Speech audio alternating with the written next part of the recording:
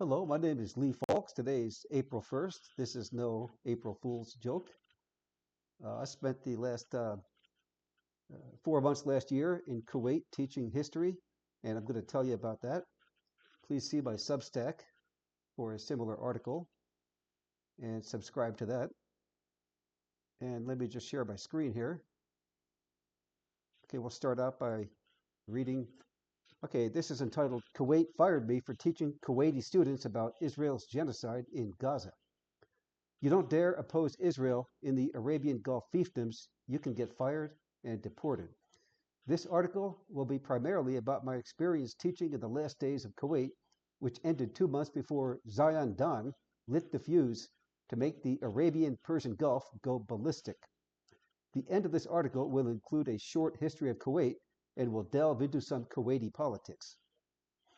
I was not even looking for a job last summer of 2025, but since I had my resume posted on LinkedIn for many years, this large American K-12 school in Kuwait City recruited me, and I ended up getting the job. I had already taught U.S. history for more than 20 years, 18 of those in southern Arizona near the Mexican border. So I flew out to Kuwait City on August of 2025, and they received me at the airport, helped me to quickly get a visa and a SIM card on my phone, and also reimbursed me for my airline ticket. They set me up with a very nice furnished apartment, rent-free, with good AC. Well, you need that when it's like Phoenix hot, like 115 degrees Fahrenheit or 46 degrees centigrade outside every day in the summer. They made me feel quite comfortable since the day I arrived. Within a few weeks, they even helped me to get a local bank account with a debit card. Everything started out great until I got hit with a cumbersome workload a couple of weeks later. I was assigned to teach 4 high school classes, 2 in U.S. history, 2 journalism classes, and an 8th grade English class. I was a certified teacher from the state of Arizona in both history and journalism. I also taught an 8th grade English class.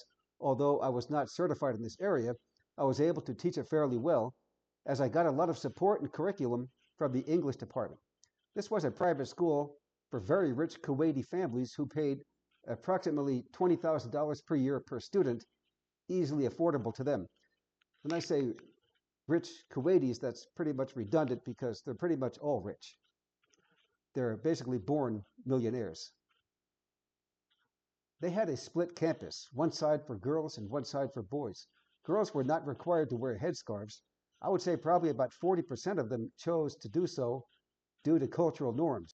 In many ways, I felt like I was in the EU, even though Kuwait would never be allowed to join the EU, even if they wanted to. It was kind of a 50-50 mix between Western and Arabic cultures. As fate would have it, I would last for 4 months at this school in Kuwait City until the semester wound down a few days before Christmas in December of 2025. More about that later in the article. Before the West Asian War commenced on February 28th of this year, Kuwait City was about 70% immigrants. Compare that to Dubai, United Arab Emirates, which was about 90% immigrants. So as a foreigner, I was in the majority the minute I arrived there. The other 30% who are Kuwaitis are millionaires at the very least.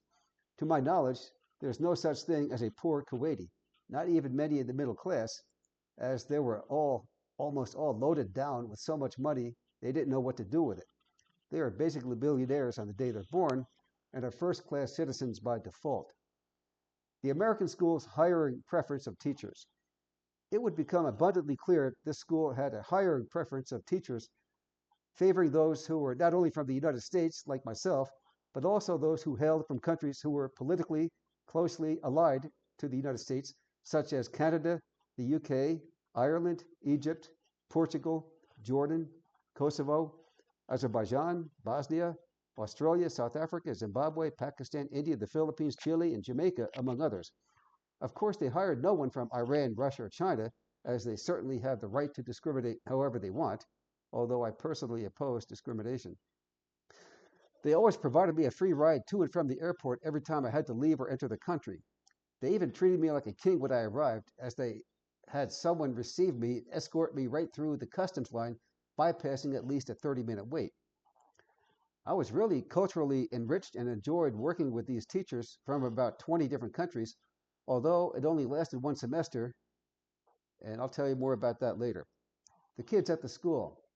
All the kids were Kuwaitis, and they were all so rich and spoiled that they all had their nannies and maids at home that they could verbally abuse, drop their food and garbage on the floor, and expect the maid to pick it up. These habits transferred themselves to the classroom, and about half of the kids seemed to treat teachers as if they're just slightly higher class servants. The superciliousness is inbred into this wealthy, oil rich culture. Overall, I was treated very well there. The same kids who behaved very badly in class seemed to like me a lot. So it was really nothing personal they had against the teachers. It's just their culture at the school where they could do just about anything they wanted and usually get away with it. Many of them had absentee parents who were either off in the EU or the USA conducting business deals with their multiple companies, which even further increased their wealth. Many of these kids were raised by nannies who usually could not discipline the kids at all for fear of being fired and sometimes even deported and summarily replaced even faster than the school could fire teachers. Many, maybe about 30% of the kids' behavior was very disrespectful toward teachers. I don't think it was anything personal. It was just the culture of people who had far too much money, which spoiled them. They never did anything malicious toward me, except maybe try to spy on my computer, which had confidential information on there, which they had no right to see. Because of the insolence, it was a very stressful environment to work in, especially when you factor in the workload, which was about 60 hours per week. In addition, we did not get at least a week off every 2 months in order to regain our sanity like we did in the United States. So a whole semester, really one day off. They give us 1 day per semester. That was it.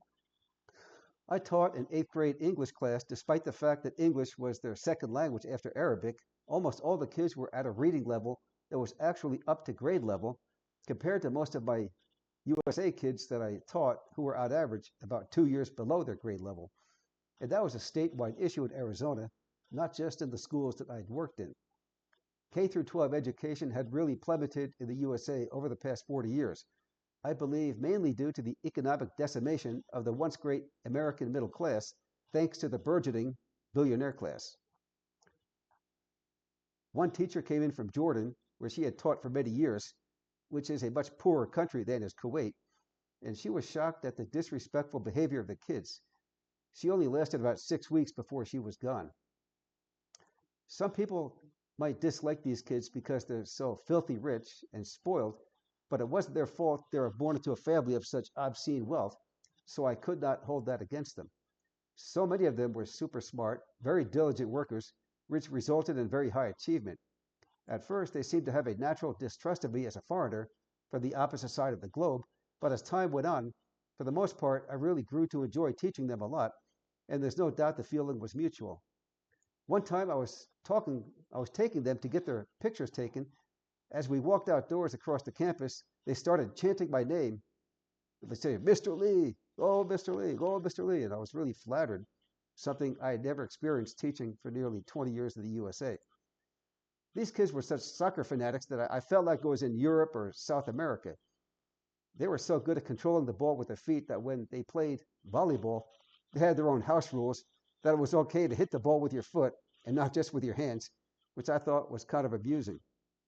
One time the kids were so stir crazy inside the four walls, I took them out to play soccer and they loved me for it and behaved far better when they were allowed to go outside and run around. It's only natural, right? One time I was escorting the kids to get the school photograph taken. I just told you that one here. I just repeated that, okay? All right. Who's next for the firing squad? While teaching in Tucson, Arizona for 18 years, I was amazed at how high the teacher turnover rate was. No, I'm not referring to how many apple turnovers they downed with their coffee. At one school I worked at, I was already a veteran in just my second year at the school. Another school I worked at had a 76% turnover rate after the 1 year I worked there. Believe it or not, I think the school in Kuwait rivaled these teacher turnover rates. The first week I was there, one vice principal got fired. Then about 6 weeks later, the other vice principal got fired. After that, on average, about every 2 weeks, there was some other teacher who got replaced with a new teacher. Most got fired, but some quit.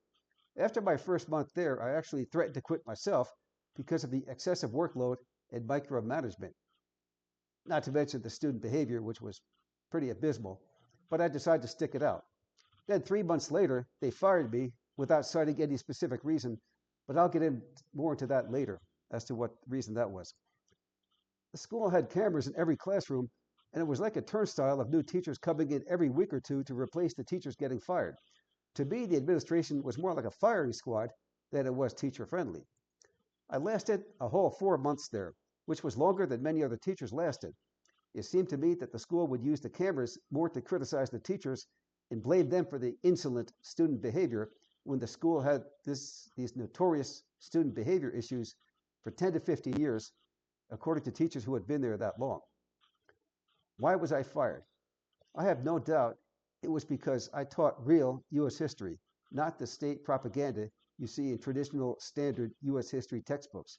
Ironically, they didn't have any textbooks, which I rarely had in Arizona, so I had been accustomed for many years to provide all the curriculum, so I did, and I never had anyone try to micromanage me in the United States, as I more or less had academic freedom throughout the school year. In a worst case scenario, they would not renew my contract at the end of the year, and I would end up at another school the following year. But at this American school in Kuwait, it would be much different. I was being severely micromanaged by the history department head, who happened to be a black woman from Jamaica, about 20 years younger than me, who I will call Jamie, not her real name, who knew precious little about history. Anytime I tried to discuss history with her, she would change the subject because it would expose what scant knowledge she had. But since she had apparently been at that school for more than 1 year, that made her a veteran compared to the other high school history teachers, one of whom was even newer than I was. The students informed me that at the end of the previous year, about 85% of the teachers were fired. The administration did not want us to know that, but the kids spilled the beans. Jamie was a real good paper pusher. She was very good at making hundreds of copies of printouts and told me to pass them out to the kids, which I always did, but it was not nearly enough to fill 5 days a week, so for about 3 days a week I had to use my own curriculum to fill in the gaps, which was no problem for me because I had voluminous curriculum on almost every topic. I would deliver my curriculum to the students electronically via the school's online platform, Schoology, which both I and the students liked a lot, but not so much the department head. She was still living in the 1980s and wanted to do everything by paper. There was another history teacher who happened to be an African American woman, and she was getting micromanaged just as much as I was. We both agreed that Jamie was micromanaging us, something that neither of us had experienced in the USA, as we had each taught history for more than 20 years. We underling history teachers got along very well and helped each other out. Well, later it turned out that I was teaching these students just a few too many things that they weren't supposed to know. The material I taught them about the history of slavery in the United States without whitewashing it very much. These kids were mostly 16 to 17-year-olds. I even had the unmitigated gall to mention the concept of Euro-Zionism, which began to manifest itself in 1917 with the Balfour Declaration from the UK, when they were still the empire, the main empire of the world, and culminated in the ongoing Israeli-Gaza genocide, which was taken to a whole new level in 2023. I believe that put me in the crosshairs for the firing that would eventually come just a few days before Christmas break. As a white Anglo-American, I frequently taught African American history in the USA and was rarely forbidden from doing so. But I taught a little too much of it in Kuwait, and all the girls in my high school class, and even in Jamie's class, were telling me that they liked my class so much better than that of Jamie, and they knew us both very well. Some girls came out of her class to my class, and I had to throw them out because they were not registered to be in my class, but rather Jamie's class. Actually, it was the same class of 34 students. We both had them, but then the class got too big and they split in half to 17 each. So they all knew me and her very well. They were frequently very expressive about telling me how much they loved me. And in my class, which was something I didn't experience in the United States, in the USA, I believe the students liked me as much, but they were not so expressive about it. Okay, I'm going to show a few pictures here. Let me make sure you can see these pictures on the screen. All right. This is the airport in Qatar. This was an incredible airport. They had a thing here on this bulletin board, electronic screen here, where they says to scan the code, QR code on your phone, and then vote for this this airport as the best one in the world. And I was considering, I didn't bother doing it, but you can see they made a good case for this being the best in the world. You can see this incredible architecture. I mean, they have really nice airports in the United States. They put millions of dollars into them. But at these airports, it's more like they put billions of dollars into them. Look at this architecture. I mean, it's incredible amounts of money and design they put into it. No doubt the best engineers in the world. They even got street signs up here. And it's just an amazing airport that was in Qatar. And you can see this is another one of the same airport with a lot of stuff in the airport, which was certainly not necessary, but it was beautiful. You know, this long bicycle here, the animals riding it. Very creative, artistic. Everything about this airport was incredible. And this is what I was really flattered when in my girls' journalism class, I put this on the screen. They did the assignments very well. And they wrote some stuff on the board saying they loved me. And it was really flattering. And I just had to take a picture of it. Next picture. And we had teachers from at least 20 different countries. Bosnia, Herzegovina is one example. On the school's International Day, we had about 40 classrooms set up, each one with a different country. As you can see here, this country is Bosnia Herzegovina. And there was one teacher from this country, by the way, which was a pretty good ally of the United States when you consider what happened in Serbia back in the 90s. And I would say in these Gulf countries, I'm not a big fan of the kings there. I always say that the best king of these Gulf Coast countries is Burger King. And even one room was dedicated to Iran, which was right across the Arabian Gulf. You cannot call it the Persian Gulf because they'll throw you out of the country. Unless you're on the Iranian side, you can call it the Persian Gulf. And I was in Bahrain for a couple days, and this place, the Ivory Tower, literally the Ivory Tower. I did not stay in the Ivory Tower. I'm not quite living at those lofty heights. I think I stayed at a cheaper hotel there for a couple days. And then Bahrain, they had this Joker Club Lounge. Pretty cool site. I didn't go in there. I just took a picture of it. I was just passing by. And these are not the kings of Kuwait, but they're called emirs of Kuwait in the airport. I'm not sure what their names are. Honestly, I forgot their names. I got the names, but it's longer. It's a very long name. Oh, this is a video of that airport. Qatar airport.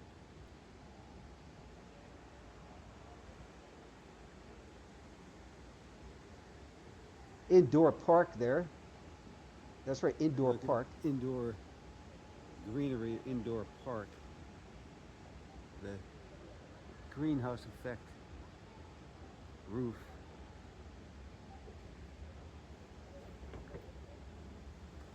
You can hear the flow of the water.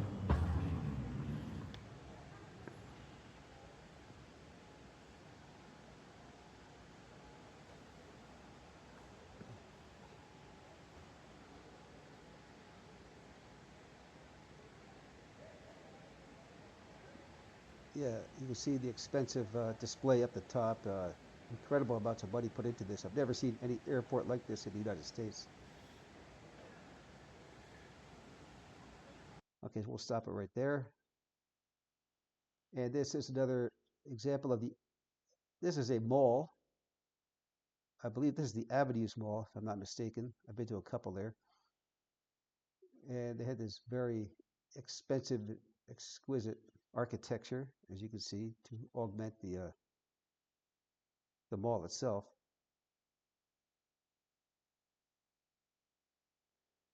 And these are the McDonald's vans. I'll tell you more about these later. And another room was Pakistan. They had chosen Pakistan as one of the countries. And there are American fast food chains all over Kuwait City. Papa John's Pizza. I ordered that one day. Looks delicious, doesn't it? The pepperoncini. And there I was in the Peru room. Peru is another one of their rooms they honored.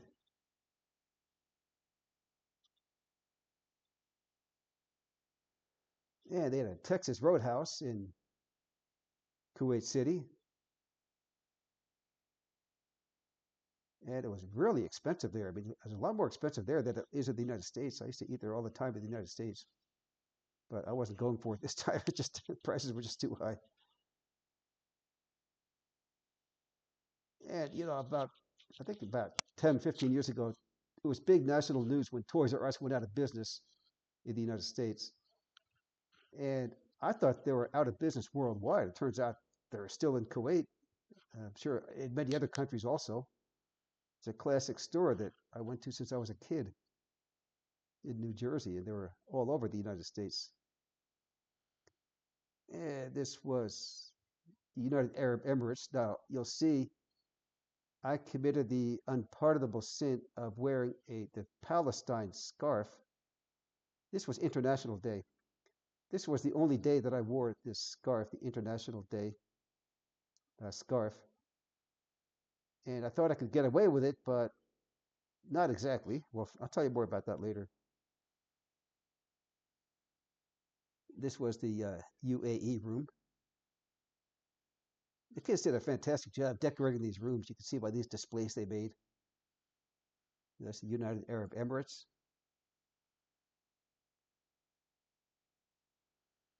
And the school team name was the Wildcats, the sports name. And they had a close affiliation with the University of Arizona Wildcats in Tucson. So that's probably no coincidence. They even got almost the same colors as University of Arizona, although it's a darker blue the U of A has. And these Xiaomi Chinese TVs made in affiliation with Google, where you see these all over the world, but not in the United States. They're banned in the United States, the land of the free and the free trade country. Okay. Okay, that's all the pictures we got for today. All right. So I suspect that Jamie may have been envious that I was so much more popular than she was. Since she was my boss, I know for a fact that she zealously took the initiative to get me fired on account that I was teaching them stuff that was not prescribed curriculum. Too much truth. We can't have that. She probably thought I was showing her up, but I wasn't. I was just doing my thing, which was not her thing. She adamantly insisted I teach only their bland, pale white, distilled American curriculum about history. She was a good soldier, standing up for the empire and the school administration, while I was not compliant enough to her liking. So she instigated action to get me fired, and she won. I even told her sarcastically, "Congratulations, Jamie, you got me fired." She just walked away and didn't say a word. That was the last I ever saw of her. I did not respect the subpar curriculum she gave me, not only because it was milk white toast, but in addition, the tests that she gave me contained so many blatant errors in addition to sloppy typographical errors that I was embarrassed to even give these to my students, since my standards had been so much higher. The students expressed no issue with anything I taught them. It was only the administration that had a problem with it. As a matter of fact, the high school history department consisted of just me and three other women of African descent, and in this Muslim country, I was the only one that dared to mention the Holocaust in Palestine that the Zionist entity has been perpetrating over the past 2 years, and therefore I was the only one that got canned by the Kuwaiti school administration. One time at the beginning of my journalism class, I put a question on the board: what is the most important aspect of a good journalist? And gave them a few minutes to write down an answer. This was at a time when Israel had already killed about 200 journalists in the first 2 years of their 21st century rendition of a Holocaust. The students gave many good answers, but it was kind of a trick question. I said the most important aspect is staying alive, because if you're dead, you could not be a good journalist. Since I had dared to criticize the impeccable Israel on multiple occasions, it would come back to haunt me a couple months later when they fired me and sent me back to my home country. I think what really was the last straw was the annual International Day held at the end of November. The students had done a marvelous job of decorating each classroom, as I showed you. According to the country that was assigned to each classroom, about 40 countries in all were represented. Israel was not one of them, but there's an unwritten rule that you just don't dare utter the name of this Zionist entity. Neither was Palestine one of the represented countries. They try to pretend these countries don't exist. Remember the old maxim, see no evil, hear no evil, speak no evil. On that day, I made the rounds taking pictures of all these beautifully decorated rooms, and it was a quite joyful day for all of us. However, during the entire day, I was openly wearing a Free Palestine scarf around my neck, which they no doubt took as a direct affront to their paradigm. I believe that that was the final nail in the coffin that would culminate in my firing about 3 weeks later, just before Christmas break, because after that day, I got a lot of long faces and silence from administrators who had previously been more friendly to me. I kind of sensed that something was silently percolating. The whole time I was there, I would never look more than 1 month ahead because of the way teachers were dropping like flies, getting fired so often.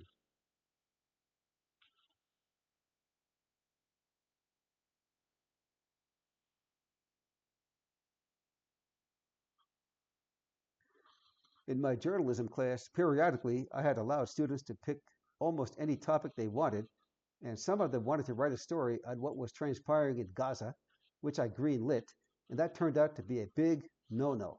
That was another strike against me that they would later use to fire me. They never gave me a reason why they fired me, because my attendance was perfect, taking only one personal day the entire semester, which is what they allocated each teacher. It was use it or lose it, so I took it. But I know what the reason was. It's all political. You are not allowed to criticize the sacred state of Israel, especially when the United States has had 5 military bases packed into this very small city state of Kuwait.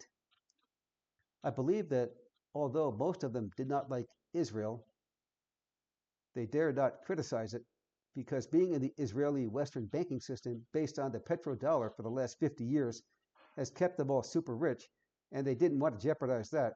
So they would just customarily stay mum about this Western Zionist entity, but I was not mum enough, and it cost me. So they gave me 7 days to gather my stuff together and bought me a ticket back to Tucson, Arizona. They had this down to a science, since summarily firing teachers was such a common occurrence. In my journalism class, I allowed kids to cover the genocide that was going on in Palestine, and I think that was probably a major reason why I got fired, because they really hate it when you talk about anything political. But since I taught both history and journalism, it's really hard to divorce those subjects from politics. The kids showed an amazing amount of love to me. They would almost always, every day, they'd come up to me and tell me they loved me in both the boys and girls classes, which is something that never happened to me in the United States, where I taught for nearly 20 years. The administration obviously did not share this sentiment, quite to the contrary. The kids wrote some excellent news articles on the topic of their choice, many of which were published in the school newspaper, but many of which were not. The school refused to publish articles that some of the teachers had written about the genocide in Palestine because that was a taboo subject they weren't allowed to talk about. As far as I know, I may have been the only teacher at the school that even dared to discuss it. But my rationale was that I'm teaching a journalism class, and that was a major topic that was being discussed all around the world, even though this American school in Kuwait wanted to suppress it, kind of like what Benjamin Netanyahu does in Israel, the way he suppresses the news press. How could the students have such a high academic achievement despite being so disruptive in class? In the United States, the disruptive kids in class usually have bad grades, but this private school in Kuwait was much different. Many of these kids were very disruptive in class, but most of them would end up with high grades, and they really learned the subject material. How could this be? As a rich kid's private school, the financing that's put into the school is about 5 times more than the typical public school in the USA, which is conducive to yielding a better educational environment. I observed that in some of the classes, especially my wild 8th grade boys' English class, most of them did not learn very much during class time, despite me giving them plenty to do. But then when they went home, they're so rich they could afford tutors to help them one on one with their work. Many of these tutors had lived in English speaking countries and they make maybe between $50 and $100 an hour, which these kids can easily afford to pay. So they end up knowing the material very well, even those who are very disruptive in class, which really stresses the teachers out. For example, my 8th grade boys' English class was far above an equivalent American 8th grade public school class, which did not have the luxury of tutors when they went home. As a matter of fact, high school kids of the lower socioeconomic class in the United States often have to work to help pay their rent, and they may not have very much time to put into homework. So when Kuwait students go home, they are expected by their parents to be very studious, but at school, they can be very off task, eating in class, even though it's disallowed, running around the classroom, horsing around, playing video games, even though that's also disallowed, and disrespectful to the teachers, who they often see as glorified maids. And as a result, their level of English, even though some of them speak with an accent, is often well above that of American students, largely because of their economic comfort. Now, I'm not saying all the classes were this wild, especially the boys' class, like in 8th grade, that was the worst. Most of my American students of the same age were from the middle to lower socioeconomic class, who were often getting evicted from their houses or getting bounced around from house to house. Many of my students from the Donna Adam Indian Reservation in Arizona lived on dirt floors who didn't even have a desk to study at or didn't have internet access or a functioning computer at home. Many of them only had their phones for internet access. Many of them often had one or more parents in jail, since the United States has by far the highest incarceration rate in the entire world. That's right, the country that's often touted as the land of the free is often the least free in many respects. Just look at what ICE has done over the past few months. Many of these Kuwaiti kids were super smart, very diligent students, and very well educated, and by and large, I got along with them very well, despite their bad behavior, which almost all the teachers complained about. One teacher came from Jordan. She taught science and Arabic, and when she came out of her class and I went in, her jaw would drop and she would just say, "The behavior." She was stunned at how bad their behavior was, when apparently in Jordan, the students there were much poorer, yet more respectful to the teachers, evidently. Since these rich kids' parents were paying about $20,000 per year per kid, there were virtually no expulsions for bad behavior because the school wanted to keep the revenue flowing. It was an extremely grueling job. I would work between 55 to 60 hours a week and hardly had a life at all, but the pay was very good, and that's why teachers there stuck it out. And I was able to save up a lot of money, something I was never able to do in the USA, working the same amount of hours, where I also had to moonlight as an Uber driver on the weekends to even make ends meet. Okay, I just want to go back to the pictures again. Just give me a minute. I may have missed showing some of them. No, maybe not. Okay, back to the reading. Okay, just here's an anecdote or two. In my boys' high school journalism class, one of my students, a 16-year-old, I'll call him Ahmed, not his real name, invited me to go on his yacht in the Arabian Gulf. I declined the offer. Based on the way I talked, I could only imagine what transpired on his yacht. All right, so I was just saying that you don't call it, when you're on the Arabian side of the Gulf, you call it the Arabian Gulf. When you're on the Iranian side, you call it the Persian Gulf. If you call it the Persian Gulf in the GCC countries, they might take you out of their yacht and throw you overboard into the Arabian Gulf, not the Persian Gulf. Actually, they throw you on the other side, on the Persian Gulf side. All right, Ahmad was the most, I'd say definitely the most disruptive offensive students in the school that I had. He was the only one who openly supported Israel's genocide and was incredibly cocky. He would loudly brag to the whole class about being a billionaire and having an expensive, often unoccupied home in South Florida, and talk loudly to the whole class, boasting of all his extensive hedonistic sexual escapades he had while visiting the billionaire's paradise, that is, the Jeffrey Epstein, Donald Trump territory in South Florida. Were these girls high prostitutes? I didn't ask. But I know when there's an enormous disparity of wealth between client and servants, anything's possible. Ahmed even referred to him as an American since he had spent so much time in the USA. Many teachers would write this kid up many times, including myself, but it would in no wise quiet him down. The last time I wrote him up, he got suspended for a few days, but after that, he was right back in class again. When I mentioned to him that many Muslims are often persecuted by the police of the United States, he just looked at me and smiled and said, "We're billionaires," clearly implying that he's well aware that billionaires are untouchable in the United States, even if they happen to be Muslim. Ahmad was the exception, not the rule. Most of the kids in my journalism class did great work, and I was very proud of them. In Kuwait, there are more immigrants than Kuwaitis. In Kuwait, there's no official caste system, but unofficially, Kuwaitis are the first-class citizens, while I would define professionals like myself as second-class citizens, but that's a cut above the third-class citizens who are immigrants brought in mostly from India, Pakistan, Bangladesh, the Philippines, or from various African countries to perform essentially as indentured servants. Some of these immigrants are very well educated with professional jobs, such as techies and teachers, but the vast majority of them work in the service sector with low-paid jobs like kitchen workers, maids, and food delivery people, which is really big business there.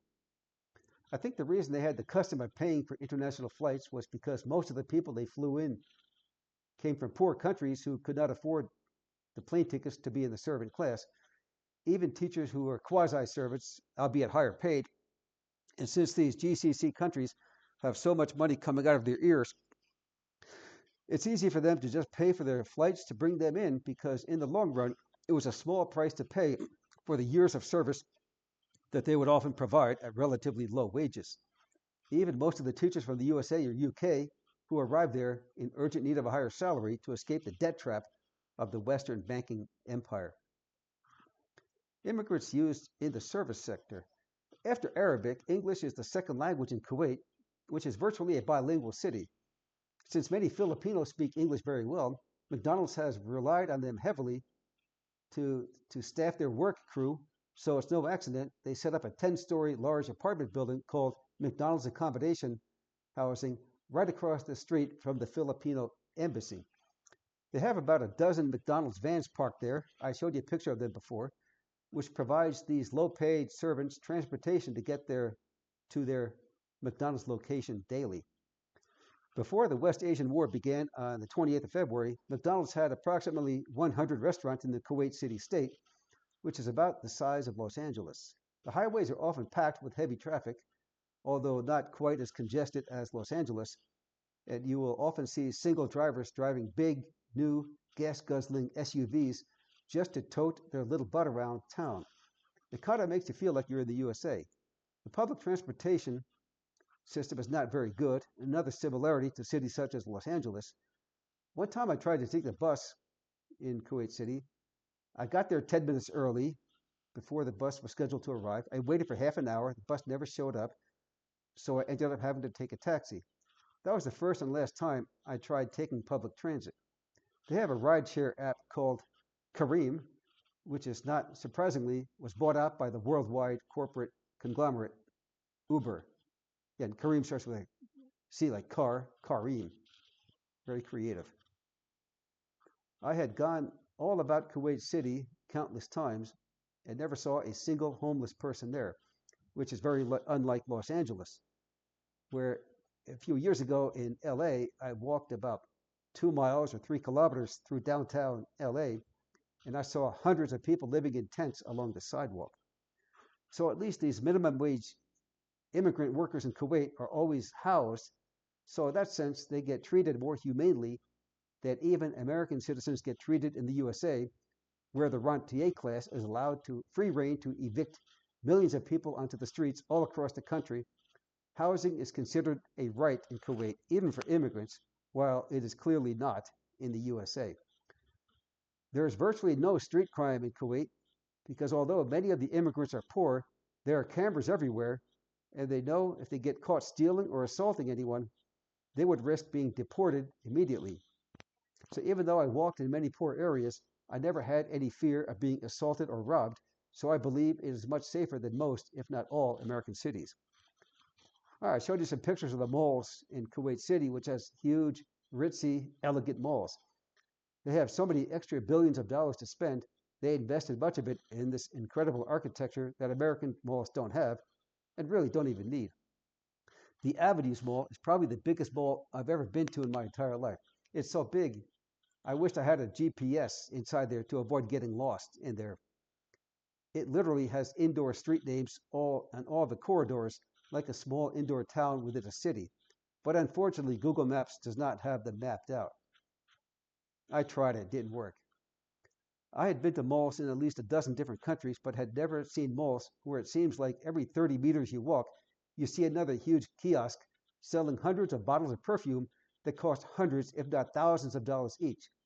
Kuwaitis have so much disposable income that they could buy as much expensive perfume as they want. There are expensive jewelry stores all over the mall, many of them European or American mega chains. Many of the stores I walked in had clothing so astronomically expensive, I just did an about face and walked out. However, there are stores there with affordable prices for middle class people. The highway system is excellent in Kuwait. Modern, well designed bridges, ramps, overpasses, and cloverleafs, pedestrian overpasses. Obviously, a lot of money put into it. The food in Kuwait was excellent, a bit pricey, like it was in the United States, but since I was paid so much more, I could easily afford it. They gave me a nice apartment with a nice kitchen where I could easily cook. Even if you didn't have a car, you could easily get grocery store food and restaurant food delivered for a reasonable price.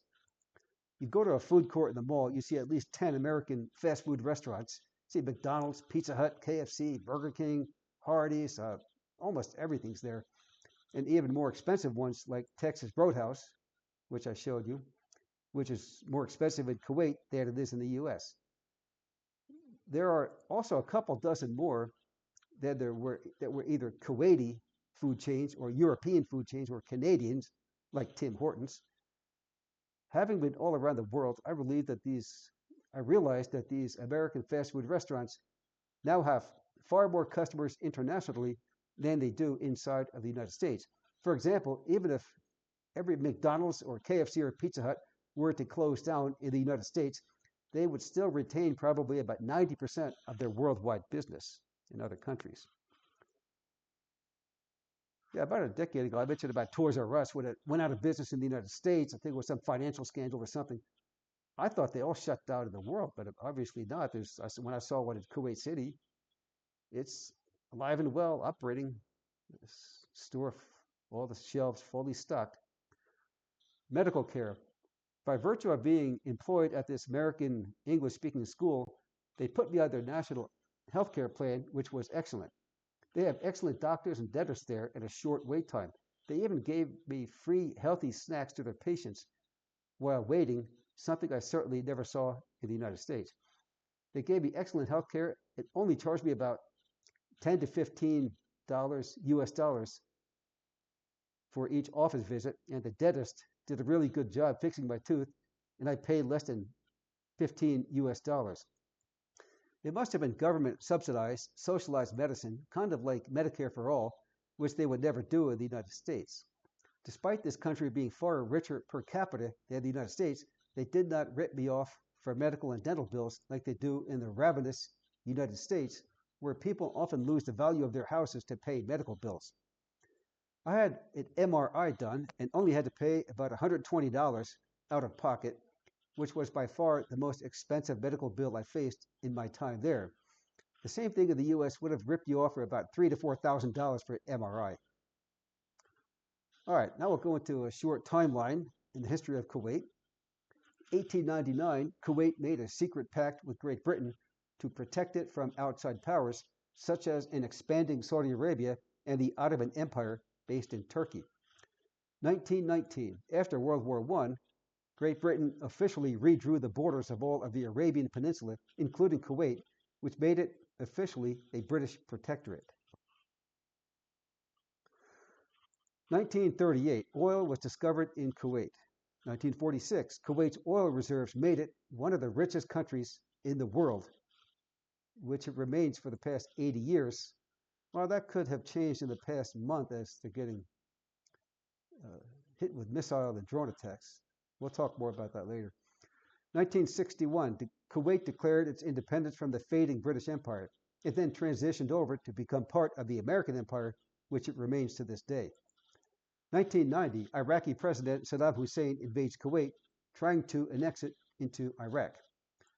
1991, USA reasserts its control of the Arabian Gulf states by driving Iraq out of Kuwait in the Gulf War with a blitzkrieg aerial bombardment ordered by President George Bush I. 12 years later, 2003, not to be outdone by Daddy Bush, USA President George Bush II invaded Iraq with a sequel bombardment on the patently false claim that they had weapons of mass destruction, and later captured and hanged Saddam Hussein on a Texas-style gallows. 2026, Iran attacks American military bases in Kuwait, causing USA military personnel to evacuate the bases. Many of them fled into hotels, which destabilizes the region into the ongoing West Asian War.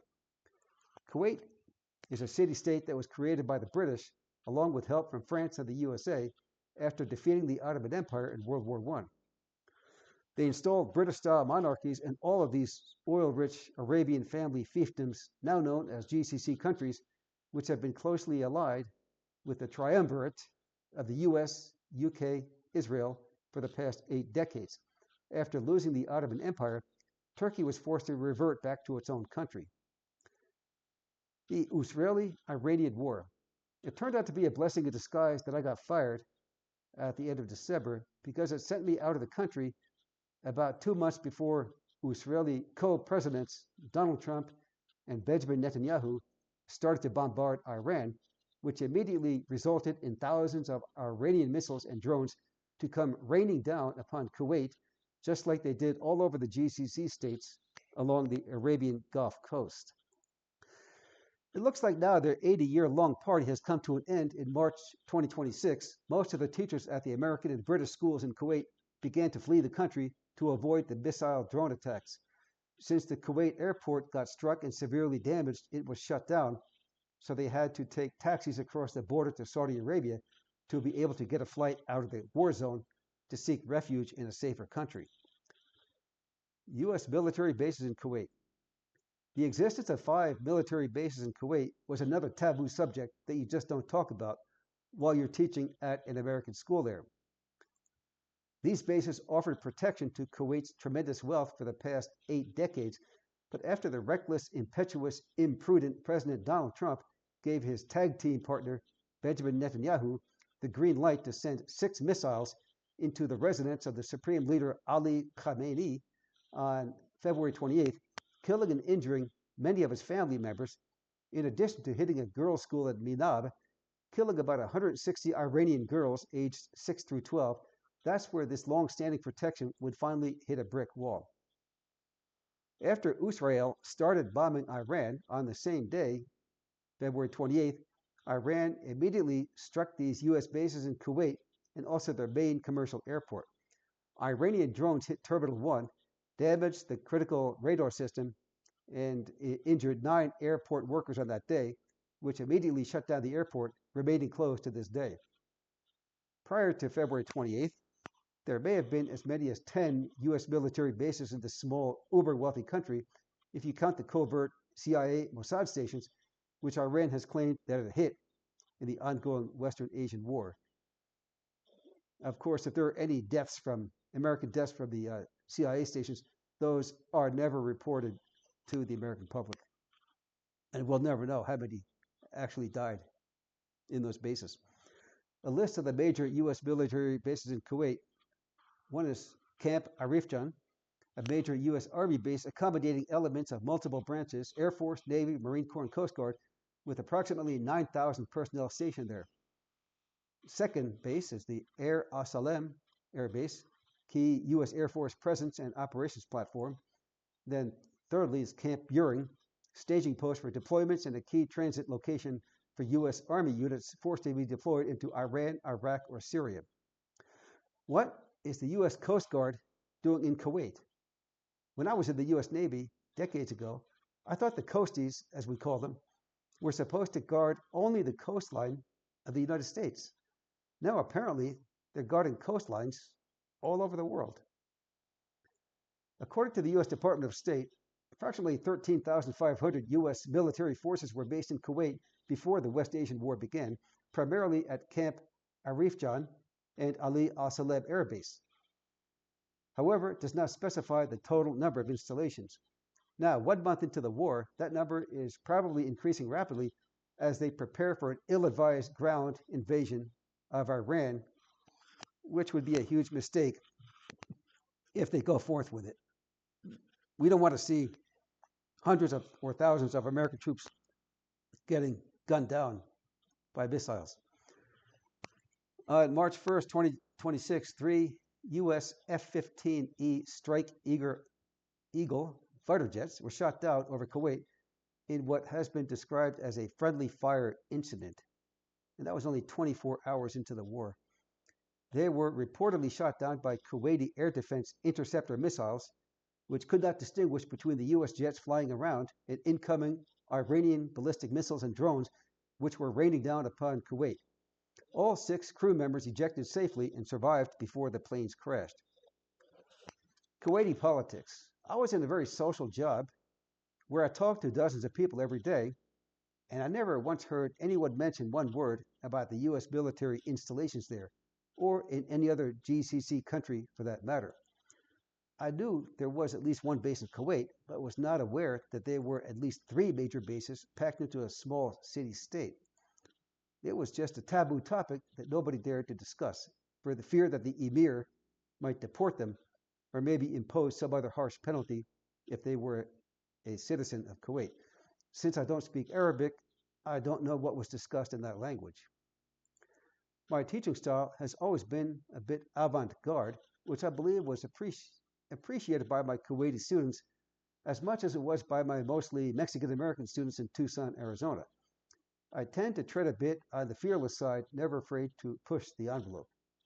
Yes, I am no virgin when it comes to getting fired, which happened to me a few times, and it's always been for the same reason, teaching the kids too much truth about history, government, or economics. They usually did not give me a reason for firing me.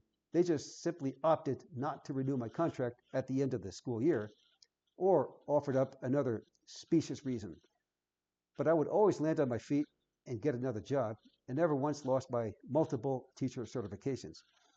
I was surprised how much the kids really celebrated when Zoran Mandani became mayor of New York City in November 2025, mainly because they realized that a Muslim mayor in the United States was a real novelty in the Big Apple international city that has had a history of marginalizing and defaming the substantial Muslim population that it has had for at least the last half century.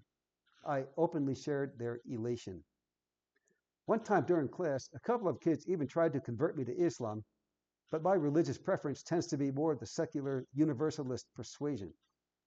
Although I'm not a Muslim, I tend to be pro-Muslim, especially when you consider how many of them have been victimized by the Israeli Empire, like the Palestinians, Lebanese, and Iranians have been, to name just a few examples.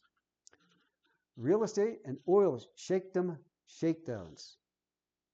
The rentier class, which includes real estate Zionist billionaire moguls Donald Trump, Jared Kushner, his son-in-law, and his golfing buddy Steve Witkoff, New York City, are more than willing to sell or rent their New York or New Jersey or South Florida apartments or housing units to the highest bidder, many of whom come from GCC countries, who have money oozing out of their ears. Many of my students also have very expensive homes in places such as South Florida or Los Angeles or any other of the aforementioned places, which has helped to drive up housing prices so that American citizens can no longer afford them. The Arabian Gulf countries are so inseparably bound up with the United States, UK, and Israel because they have billions of petrodollars held in American bank accounts, invested in U.S. treasuries, invested in the stock market, military industrial complex companies, for example, and they could have all that money confiscated overnight if they dare go against U.S. hegemony in the region. They also own trillions of dollars of fixed real estate assets in the United States, such as Saudi Arabia owning the state capitol building in Phoenix, Arizona, to give just a single example. All right, thank you for watching and listening. Please hit the like button. And if you're a Zionist, you could just go ahead hit the hate button and unsubscribe. And also, please check out my Substack under Lee Folks. And I'll just type my name here just so you know how to spell it, because it's not easy to spell. Please check out my Substack and subscribe to that. Thank you. See you again next time. Goodbye.